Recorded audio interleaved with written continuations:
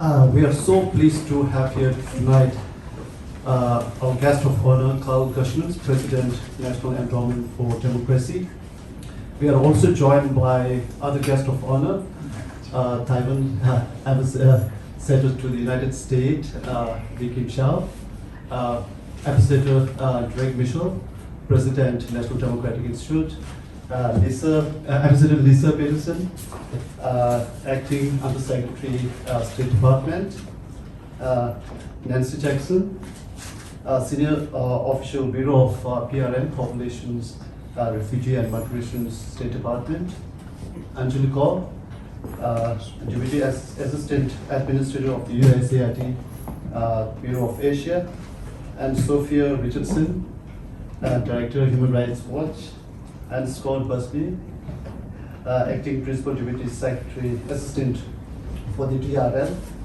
And we have also ICT Interim Director Bujun Siringla and other distinguished guests. So without further ado, I will start tonight's program.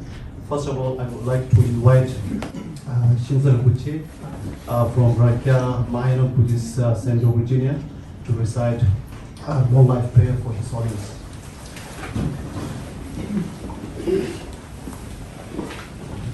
Just a minute.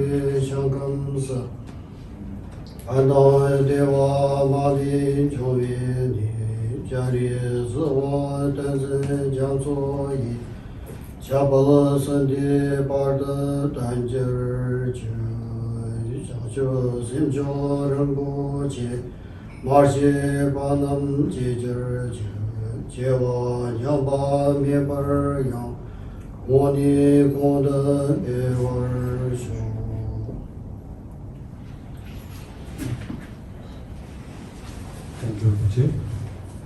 Next, I would like to invite Tsering Lamo and Yudun from Capital Area Development Associations for a song dedicated to His Holiness. Please.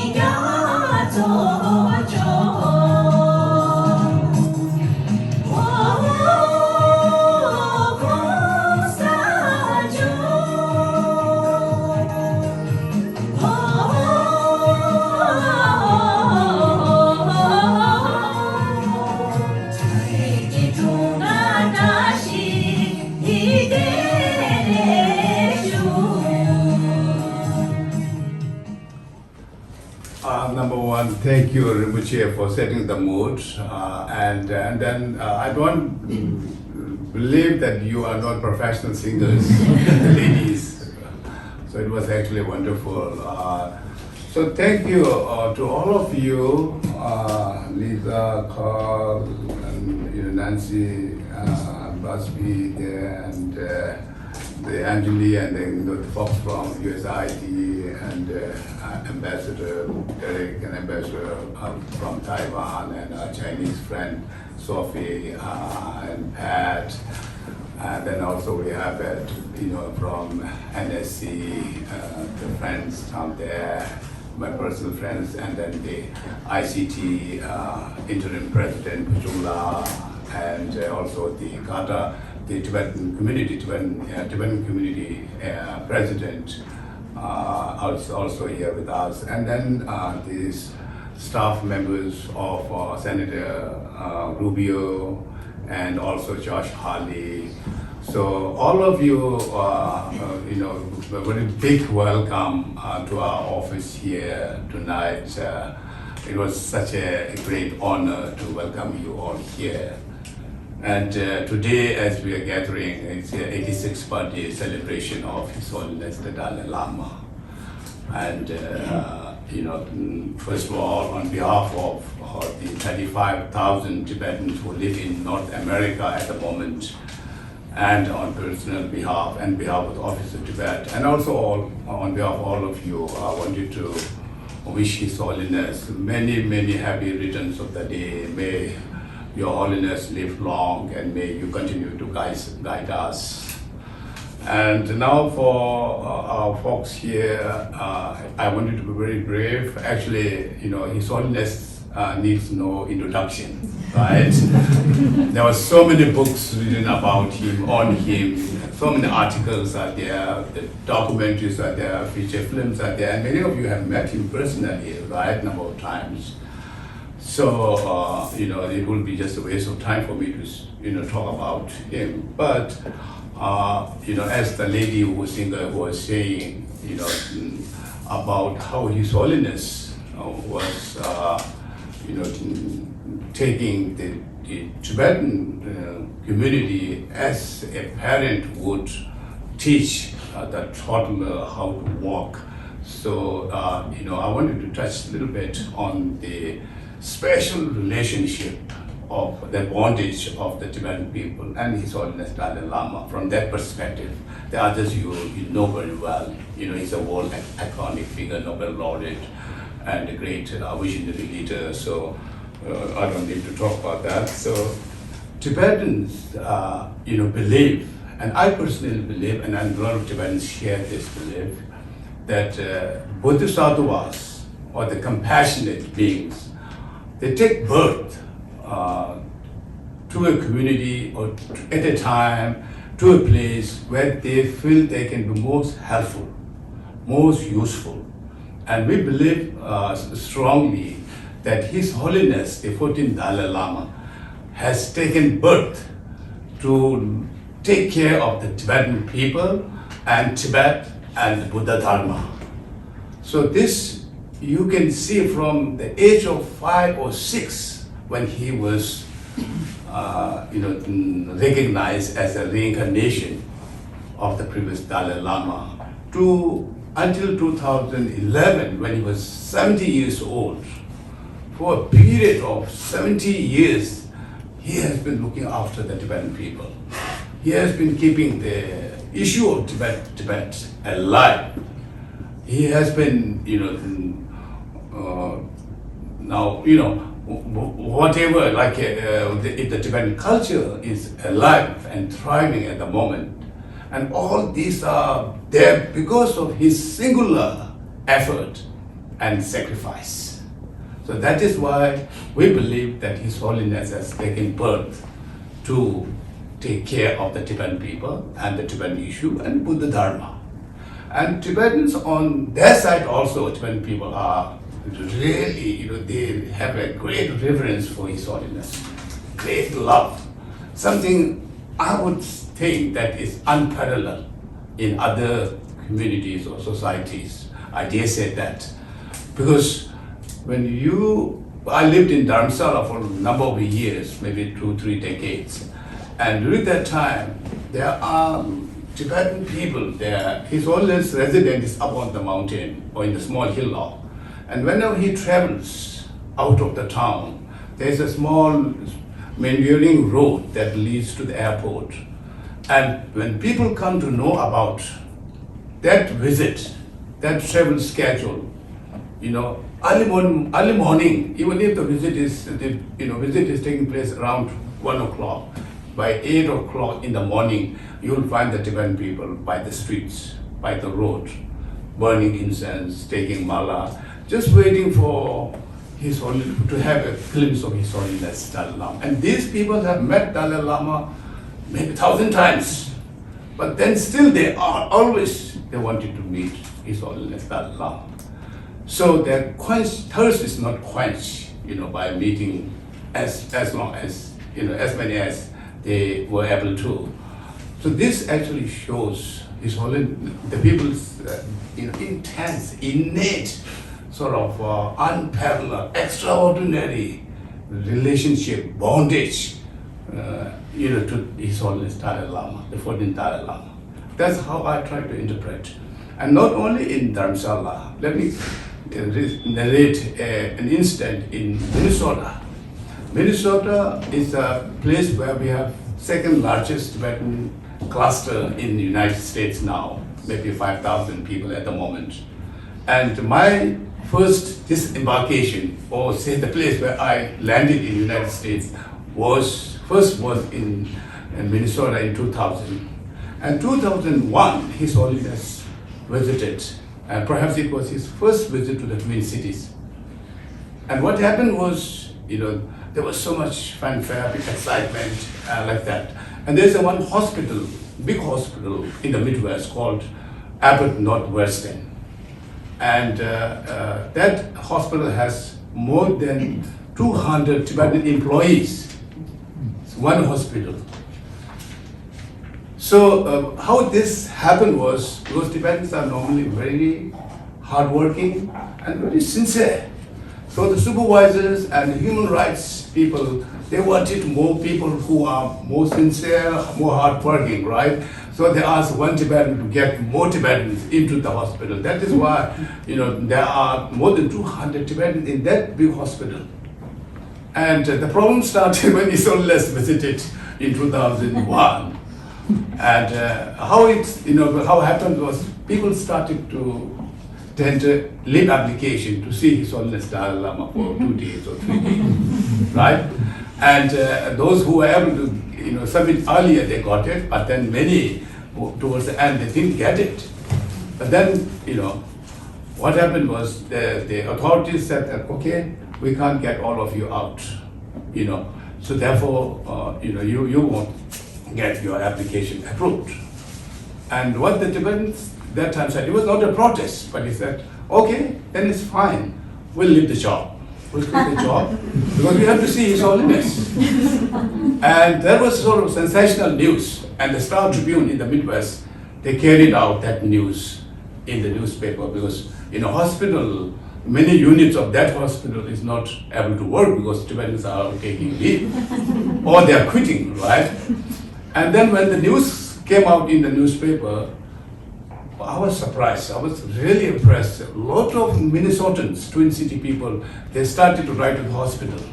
They're saying that let the Tibetans go and meet His Holiness. We will come and fill up their, their vacancy for 1 day or 2, whatever. And honestly, it happened. There were so many letters sent to the hospitals. And finally, both ways, Tibetans were so impressed with the, response from the community in the Twin Cities, and the hospital was so surprised that His Holiness is so popular with the Tibetans. So, however, so this is the situation, and we all know in United States, job is so important, and particularly during that time, Tibetans had just moved in there, and they actually cannot afford to let this happen. But they said, okay, if you don't let us see His Holiness, no protest, but we want to quit it out of our own, willingness. So this is a special, very special kind of relationship between the two. So we are very, very grateful for His Holiness. And I personally, as the lady was saying, even I, when I was 6 years old, I escaped from Tibet. And my younger sister was 4 years old. And my parents, we have a Tibetan version of saying, you are offered to a Lama or offered to His Holiness the Dalai Lama or to the Tibetan administration. And that offering was because, the parents were not able to take care of you, let alone the children, but themselves, they're not able to take care because we just escaped from Tibet, right?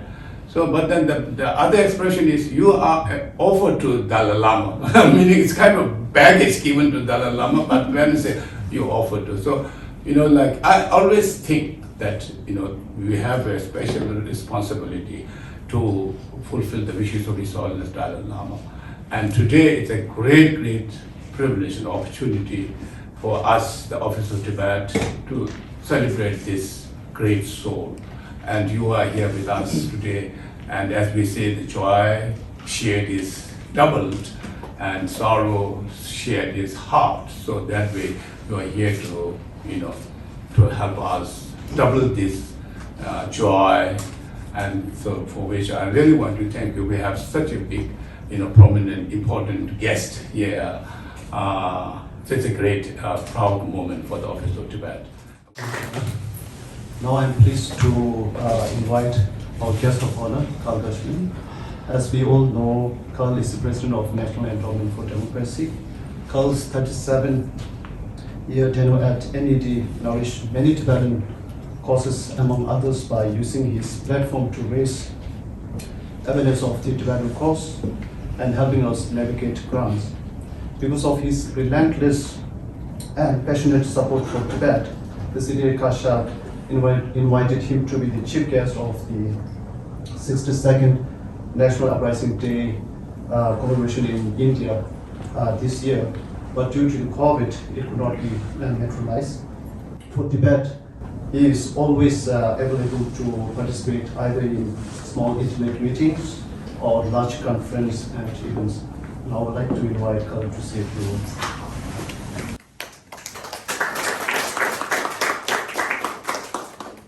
Thank you, and thank you, Nirbala. It's just such an honor for me to be here on this terribly important occasion. I think, as most people know, I'm soon to retire after 37 years. And it's been a time of reflection for me. As I've reflected, one of the things I've realized is that the issue of Tibet has been central to our work and to my work for a long, long time. I was, when Lodi came here in 1990, he was friends with George Fernandez in India, and it was George who said, "Look up Karl." I don't want to say how I knew George. It could be misunderstood. It was actually through the Socialist International. But Lodi looked me up, and the next thing that happened, we had an award event when we first had contact with His Holiness in 1991, in April of 1991, and we were honoring Václav Havel, who had just been elected president of the Czech Republic. And this is when His Holiness was there. And of course, Havel had his first international visitor in Prague was His Holiness in February of 1990. And actually, when Havel was near death on Human Rights Day in 2011, his last meeting was with Václav Havel.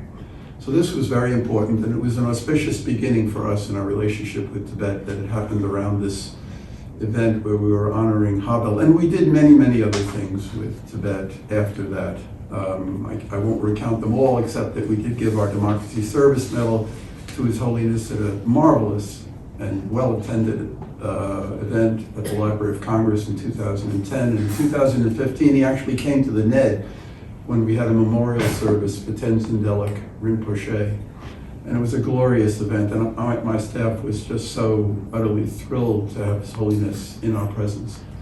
And I can remember in 1998 when His Holiness came to Washington and we organized a big lecture for him at George Washington University. And it was then that he said that he considered himself to be the unluckiest Dalai Lama because he had spent most of his life not in Tibet, but in exile, which led me to say that his greatest achievement was to have transformed his exile into a gift for humanity, a gift of compassion, a gift of wisdom, a gift of nonviolence, a gift during our terribly, terribly divided time, even in this country, a gift of human oneness. I know there is concern among all friends of Tibet that somehow the issue has receded from public consciousness today. But the reason it has receded, and I think we should be aware of this, is that China is doing so many horrible things in the world, as horrible as what they're doing to Tibet, and some even more horrible. Its takeover of Hong Kong, its genocide against the Uyghur people, its threats every day of military invasion of Taiwan, the buildup on the India-China border, the military buildup on the India-China border, the building of missile silos. This is all, not, goes beyond COVID. Bret Stephens has a piece in the Times where he said, China gave us COVID and the United States is now giving us vaccines. That sort of sums up the world picture today. And that's the only reason. Look at the Washington Post editorial today on Xi Jinping's speech on the 100th anniversary of the Communist Party. The title of it is Bloody Heads, Beaten Bloody Heads, which is what Xi Jinping is threatening if anybody tries to bully China, which never bullies anybody, including the people of Tibet. We had an event last week on the 100th anniversary of the Chinese Communist Party. On Thursday, it was July 1st in Beijing, and we wanted to do it when it was. And we brought together maybe the 4 leading scholars on China at our event. Perry Link, Andy Nathan, Min Jin Pei, and Elizabeth Economy. And what was interesting about this event was that they were all in agreement that what Xi Jinping is doing is going to shorten the life of the Chinese totalitarian dictatorship today, the dictatorship of the party. It will shorten its life. And Perry Link very interestingly made the analogy between the current Xi regime and 2 previous dynasties in Chinese history. One was in the 3rd century BCE, the Qin, which lasted for 15 years, but was like Xi, was centralizing power, was building the wall and using massive corvée labor to do that. And the other, the Shui, which was in the 7th century of the Common Era, which built the Grand Canal and also the wall and engaged in very, very aggressive behavior toward neighbors the way Xi is doing today. And that regime dynasty lasted 37 years. These are the shortest dynasties in Chinese history. And the point was, this is the tradition in which the Xi regime stands. And we should remember that even though the issue is not on people's minds today, Liu Xiaobo was correct in saying that the condition for the solution of the problem of Tibet, whatever that solution is going to be democratization in China. You cannot separate these 2 issues. It's not going to happen in the absence of change in China. It just simply won't. But do not give up on the possibility. We had an event with Pemba Tsering just a few weeks ago. We had Josh Rogan interview him. And he said, nothing is permanent. That's the law of impermanence. And he was talking about the Chinese regime. Don't assume that it is permanent. When we gave Havel that award back in 1991, it was presented by Congressman Dante Fasel, who was our founder. And His Holiness was at that dinner. And when he gave the award, he said that at the moment when communism in Czechoslovakia seemed indestructible, Havel said that purely personal characteristics like good and evil have their unambiguous content, and under certain circumstances have the ability to shake a seemingly unshakable power with all of its soldiers, policemen, and bureaucrats. That's what Havel said. And when we had an event honoring Havel, memorializing him in January of 2012 after his death, His Holiness sent a message to this saying that Havel was motivated by the idea that truth will prevail.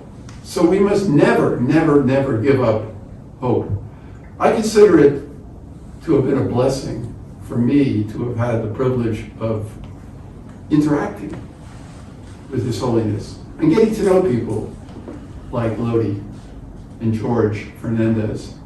And to go to Dharamsala after we created the World Movement for Democracy in India as the world's largest democracy in February of 1999, to go with Lodi to Dharamsala and to meet with, and my daughter was with us. It was, maybe the most glorious experience of my life. There was a group of us that went up there, and it was like going into another world, a world that was truly a blessed world. And I feel that His Holiness has infused the NED, the National Endowment for Democracy, with his spirit. And it's infused our mission of trying not only to promote freedom and democracy, but also to relieve human suffering and to promote happiness, which is what he's all about. And that's not going to change after I leave. I can assure you that's not going to change after I leave, because the support for the cause of Tibet is embedded in the NED. Tamara is here, she'll make sure of it. But it's deeper even than Pamela, if I may say that. And the support and the solidarity with His Holiness and with the Tibetan freedom struggle will continue. May the spirit of the Dalai Lama continue to give hope and love to the world and to his long-suffering people. And may his spirit and his ability to teach and inspire also continue, as he has said, for another 20 years, but for a good deal longer than that. Thank you.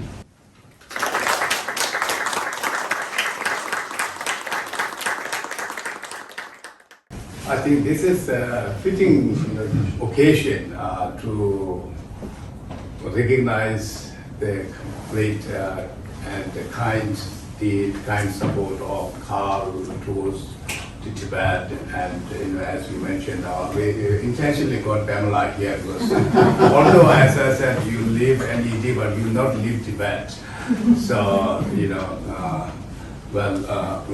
on behalf of CTA and 12 people, we are extremely grateful for all your passionate support and genuine, love for Tibetan people and His Holiness Dalai Lama. And this is Khanda of Goddess Tara. Oh, wow. Applique. And why we choose this is, Karl has good health, as we see. He has, I'm sure, good, wealth. Now what he needs is a long life. So the Goddess Tara is for long life in the Buddhist way. So this is for you with our prayers.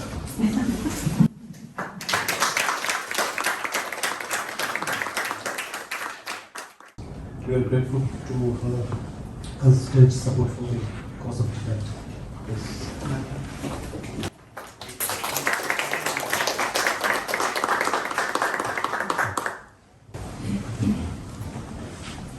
Thank you. I'll do just 1 minute.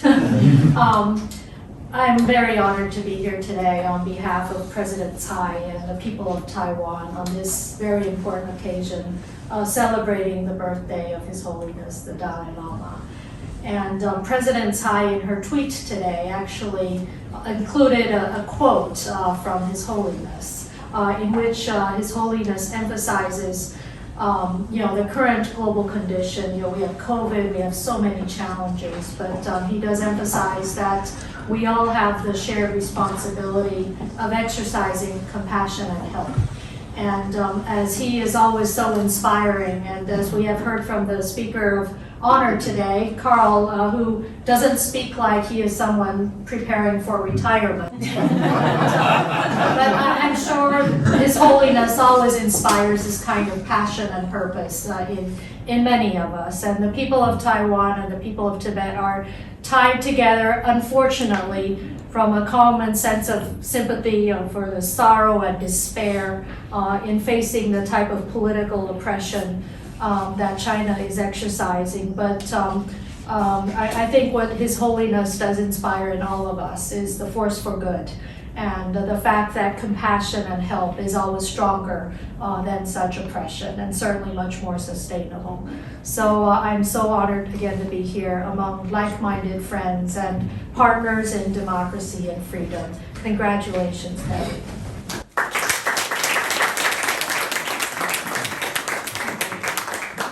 The Tibetan custom, to offer this talk. Thank you for the speech. Thank you. And here's the book, Tibettv. This is actually Tibettv by Michael Van Wall. Oh, yes. Worked with him a long time ago. Good, so we get the birthday presents. Thank you. On His Holiness' birthday.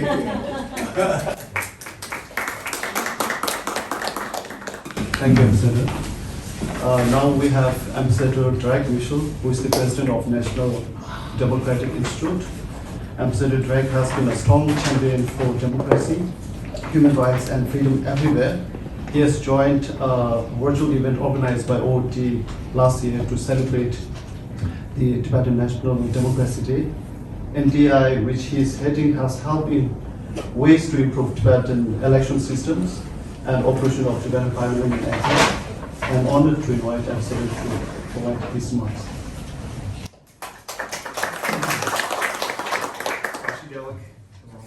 I want to thank everybody and those hosts for inviting me, and I'm not going to sing, don't worry about it. I have to say, first of all, it is a great occasion.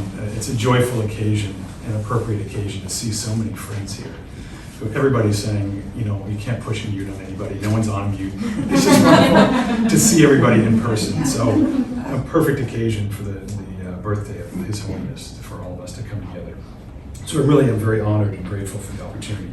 The mere mention of His Holiness's name brings a smile to my face.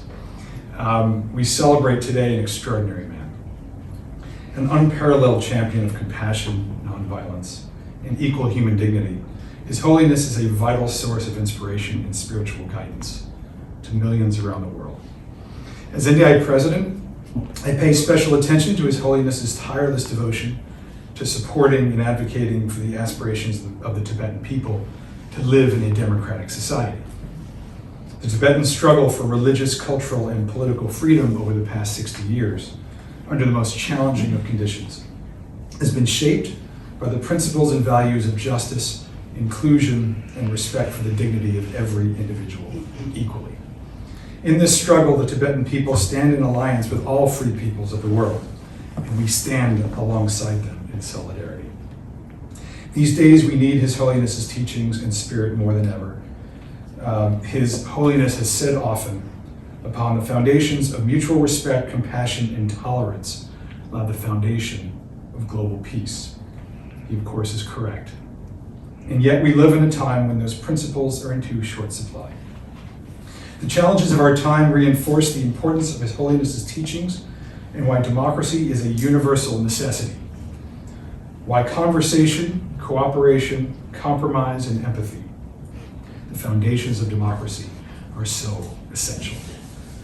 Our times remind us that democracy is often hard-won, and even then, fragile. We see citizens around the world every day, from Belarus to Burma, from Hong Kong and Thailand to Managua and Mali and beyond, fighting back against autocracy to protect their families, their communities, their humanity, their rights, their dignity. His Holiness's resilient spirit, his buoyant humor, the most humane of characteristics, and his life's work to help address the extreme challenges faced by the Tibetan people in exile are compelling examples of blessed perseverance over severe hardship. Putting His Holiness's teachings into practice, NDI has been honored, as stated, over the past years to work with the Tibetan community, the Central Tibetan Administration, and the Tibetan Parliament in exile to further strengthen Tibetan's democratic development, to strengthen electoral processes, improve voter education, help orient new members of Parliament, build the capacity of elected representatives, and ensure officials keep in good touch with their constituencies spread all around the world. NDI plans to continue its collaboration with the CTA, the Tibetan Parliament in exile, and the broader Tibetan community as they continue their democratic journey in the coming years. We will do so in our small way because to celebrate and stand in solidarity with the Tibetan people is to stand with His Holiness. There can be no greater privilege. So happy birthday. May His Holiness's teachings and spirit continue to inspire us and enrich us for many more years to come.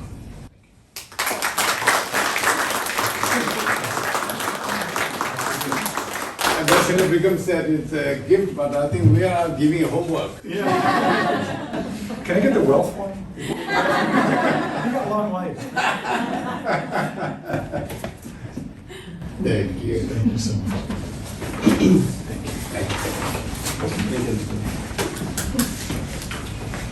Thank you, Ambassador. Next, we have our friend from State Department, Ambassador Lisa Peterson. Lisa currently serves as the acting Undersecretary of the Bureau of DRL and has met with the Tibetan leaderships earlier. Most importantly, Lisa, along with her colleagues, Assistant Secretary Scott Husby, who is also here tonight, became the first State Department official to have formally visited the office of Tibet this April. This past April, that was a proud moment for the city, and we are glad to have her here again. Please listen to say a few words.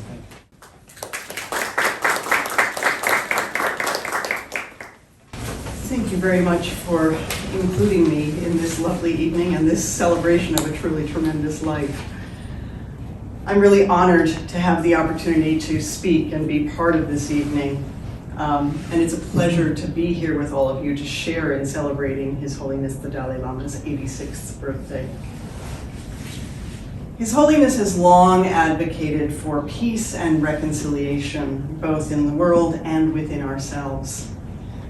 His Holiness's efforts are timely as we confront widespread conflict and inequity, a global pandemic, a warming world, and a host of challenges that require us all to look deeply for answers in ourselves and in each other. Now more than ever, we need to look to His Holiness's ideals of compassion and tolerance and peace in order to find those answers and to bring about a better tomorrow, including for Tibetans everywhere. Those of us gathered here all share a mutual concern about the future of Tibet. And I'm proud to say that the United States' commitment to Tibet is unwavering. We will continue to press the People's Republic of China to grant meaningful autonomy to Tibetans, respect their human rights, including the right to freedom of religion or belief, and preserve Tibet's environment as well as its rich heritage, its historical, cultural, and religious traditions. I wish His Holiness a happy birthday and all the best for many years ahead. Thank you very much.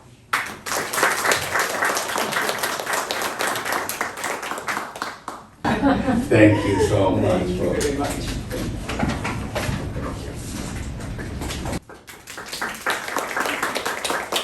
Thank you, Ambassador. I'm delighted to have Nancy Jackson, a senior official for the State Department Bureau of PRN.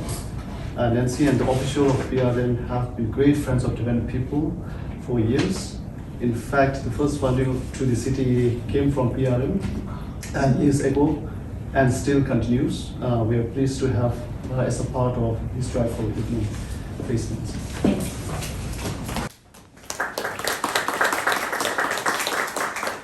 So as so many of my colleagues have said, it is such a privilege and an honor to be here with all of you tonight on this joyous occasion. And I'd just like to take a few minutes to talk a little bit about what His Holiness has meant to our Bureau and its mission, because I think our mission and His Holiness's message of hope and compassion are very much what my Bureau does and tries to do every day. So let me start by saying that his message that His Holiness shares with us on hope, on ending human suffering, on human rights, on a commitment to inclusion, inspire the work that we in PRM do every day to resolve the plight of persecuted and uprooted people around the world. Having sought refuge in India himself, the Dalai Lama has ceaselessly advocated on behalf of the welfare of all Tibetans who had to flee from their homeland. And we share his hope for a brighter future for all Tibetans. For decades, the United States has remained committed to providing humanitarian assistance to Tibetan refugees in India and Nepal. We continue to prioritize protection, including preventing and responding to gender-based violence, as well as providing health and education services for vulnerable members of the Tibetan refugee population. And we fully support equal access for Tibetan refugees to livelihood opportunities in their host communities, and including their right to work and own their own businesses. Moreover, as my colleague Lisa has said, I just want to reiterate that the Biden administration will continue to stand up for Tibetans. We have and will continue to work with our allies to press Beijing to achieve meaningful autonomy and respect for the distinct cultural, linguistic, and religious traditions of Tibetans. And with that again, I just want to say how honored I am to be here with all of you, and to His Holiness, the happiest of birthdays and years ahead. Thank you.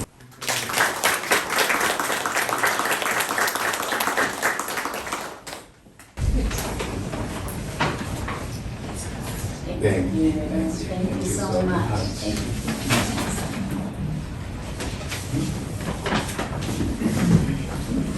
And next, we are also happy to have Anjali Kaur here with us today.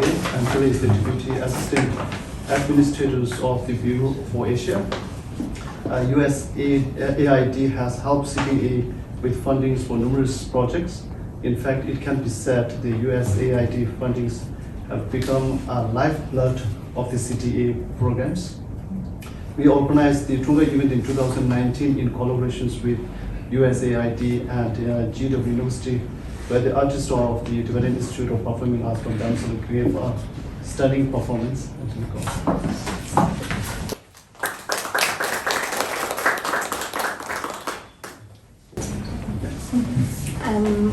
Thank you. It's such an honor for me to be here, for all of my colleagues at USAID to be here, and I feel like I'm reiterating what everyone has said.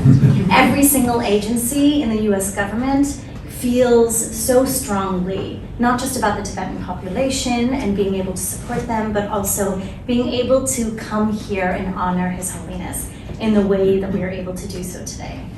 I personally met His Holiness when I was 16. He was 16 now. When I was 16, and it left such a mark that I continued to seek Him out in every place that I would go, wherever He was speaking, calling people up, sitting in the front row on the ground, wherever I could get a spot, to the point that I did my yoga training in Dharamkot, just to be near Him in Dharamsala. So it's beyond the Tibetans, which you speak of at the hospital. I think it's so many of us, of so many backgrounds, that seek Him out because of this magnetism that you see, not just in His teachings, but who He is as an individual, and that I feel like we've all been touched by. So thank you for that. And I want to speak a little bit about USAID, and it's such a pleasure for us to hear that we can be of such great support and to be called the lifeblood. I think it's such an honor for us to be able to support the Tibetan community. So USAID has supported the Tibetan community in and around Tibet Autonomous Region for 20 years now, right? And since 2012, we have supported Tibetan communities in India and in Nepal. And through the Tibetan Self-Reliance and Resilience programs, the Central Tibetan Administration and the Tibetan Fund, USAID has been able to work together to strengthen Tibetan diaspora community as well, which has been really critical to us. So USAID believes that for communities to become more resilient, they need to increase the capacity for self-reliance, as well as their ability to manage risks, something the Tibetan community has been able to do and has been doing for such a long period of time. We stand with Tibetans everywhere in being able to help you preserve your identity, your culture, your traditions, and sustainable livelihoods. So together, let us use today as a special occasion to recognize our commitment to Tibet and to supporting the self-reliance and the resilience of the Tibetan community everywhere. And thank you all for being here, and we look forward to enjoying the evening with you.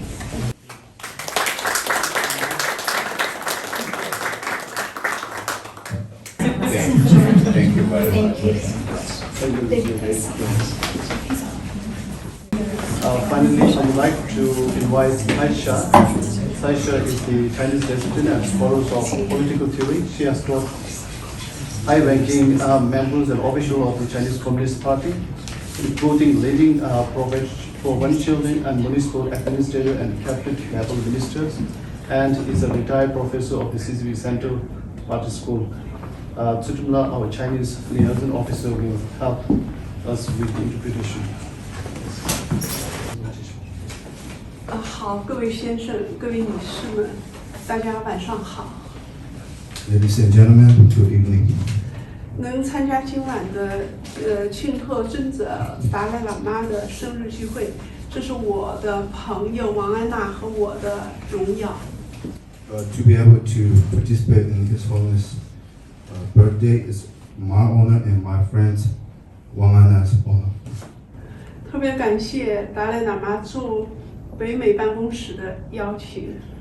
I especially thank His Holiness and Office of Tibet for inviting us.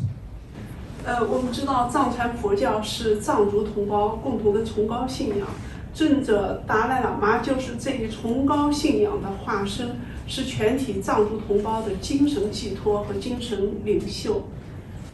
Tibetan Buddhism is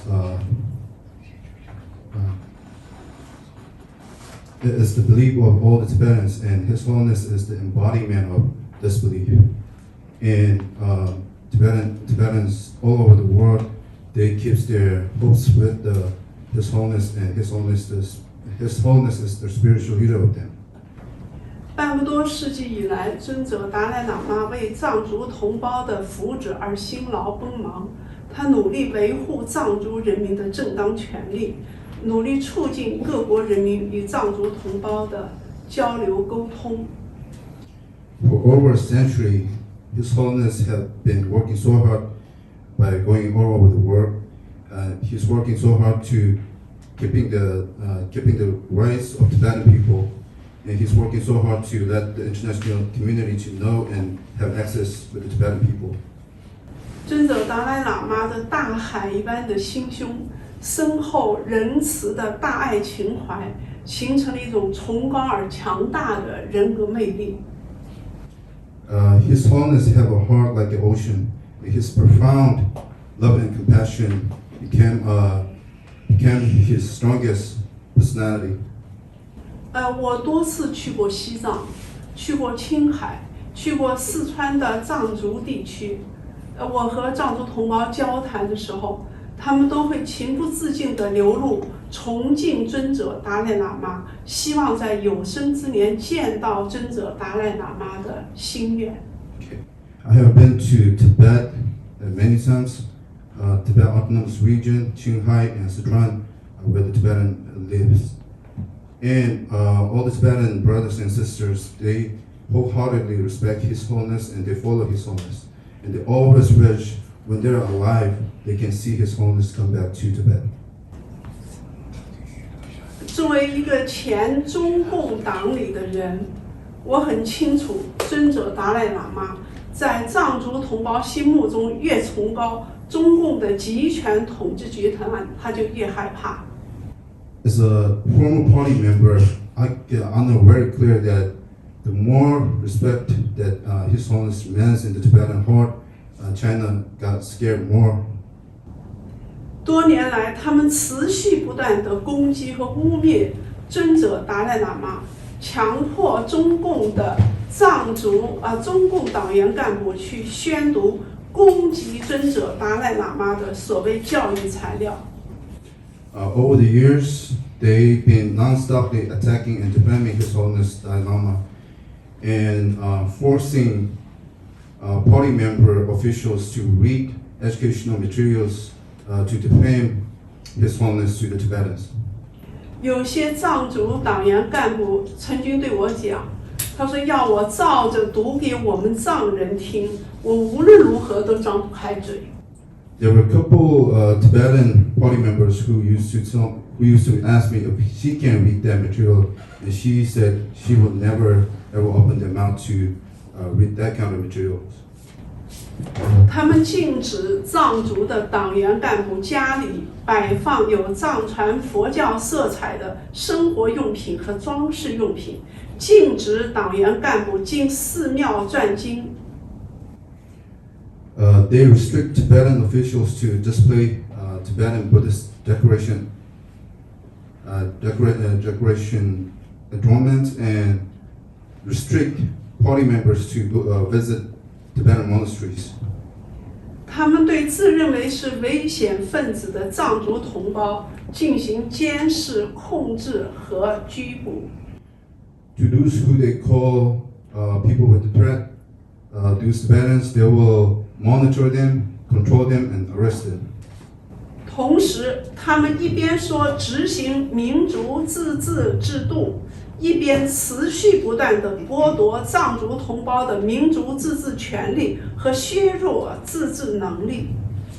While they are saying they are implementing national autonomous policies in Tibet, on the other hand, they are taking away all the rights that is mentioned in the autonomous policy and reducing the power or ability of their self-governing. 大家知道我是中央党校的教师，这从我们中央党校的教学当中就能看出来。You guys probably know that I used to be a teacher to the party members, and this could be seen from the school, Central Party School.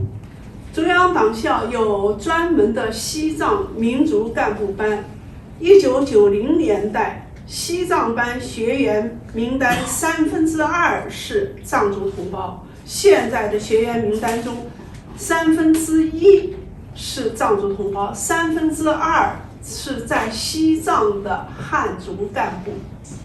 The Central Party School has Tibetan classes made up of Tibetan students.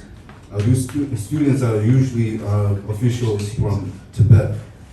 And in 1990s, those classes have 2/3 of the students are actually Tibetans. But if you look at right now, 2/3 of the students are Han Chinese who are working in Tibet. 西藏地区几乎所有部门当中，权力最大的职位都是由藏族干部来担任的。It's pretty much in every Tibetan areas, the most powerful positions are held by the Han Chinese. 我对西藏同胞和西藏文化有着深厚的感情。我有藏族的朋友、同学和我的藏族的学生。I have a deep relationship with the Tibetan tradition, Tibetan tradition and culture. I have Tibetan friends, classmates, and students. 我的50岁生日就是在拉萨，由藏族朋友为我过的。My 50th birthday was in Lhasa, and I have my Tibetan friend celebrated my birthday over there. 我非常理解藏族同胞坚守自己的文化信仰，坚守藏族自己的生活方式，坚守自己的权利和人格尊严的心愿。I know it's really hard for Tibetans to try to keep their culture, their way of living, and their dignity to live and to have their wishes. 我一直反对大汉族主义和大一统的皇权思想，争取自由、争取民主政治是我们和藏族同胞共同的任务。Are always against with the Han chauvinism and the idea of unification in China. Fighting for freedom and democracy is our goal and also the goal of Tibetan people. 在今天晚上这个美好的时刻，我的好朋友藏族同胞的老朋友王安娜女士和我一起祝福尊者达赖喇嘛健康长寿。扎西德勒。For tonight, this beautiful night, My friend Wang Anna and Tibetan friends Wang Anna, we together wish His Holiness long live. Thank you, especially.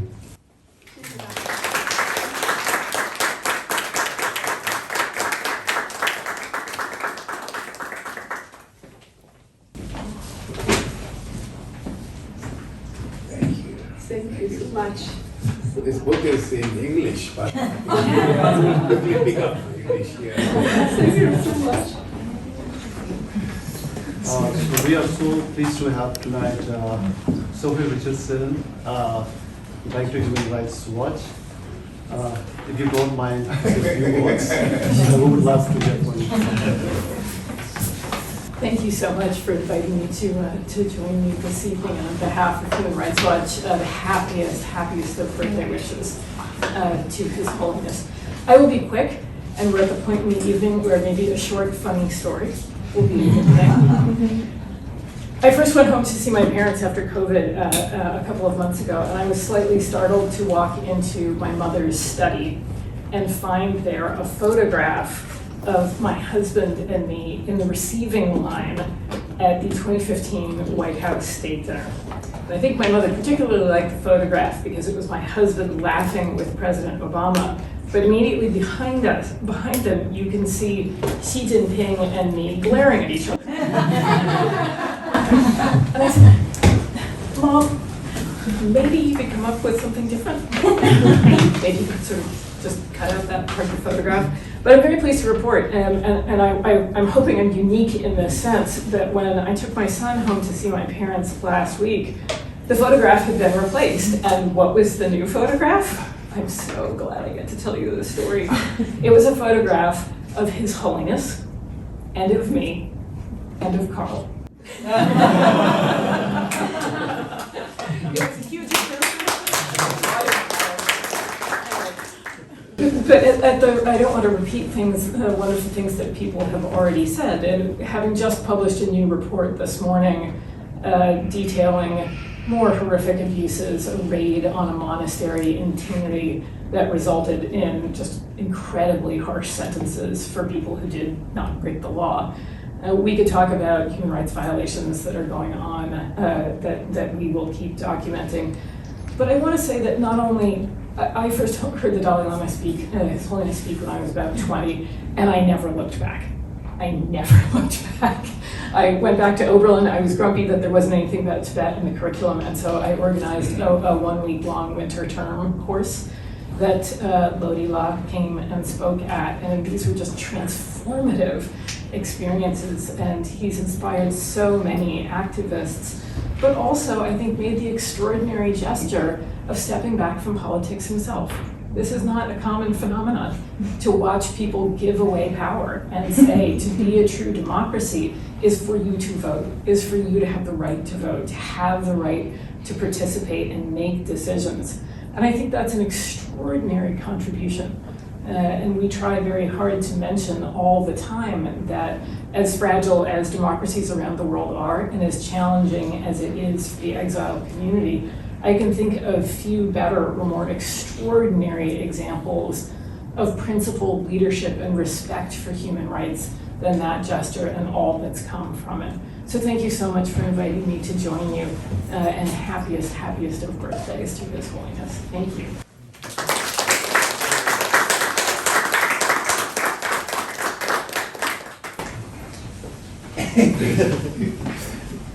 I don't think I have to give you a homework because you already are. Thank you. So this is the end of our program for the evening. I once again would like to thank all the speakers and all of you all for your participations and making this celebration of His Holiness birthday a memorable one. So I request everyone to join us for the food and drinks. Thank you.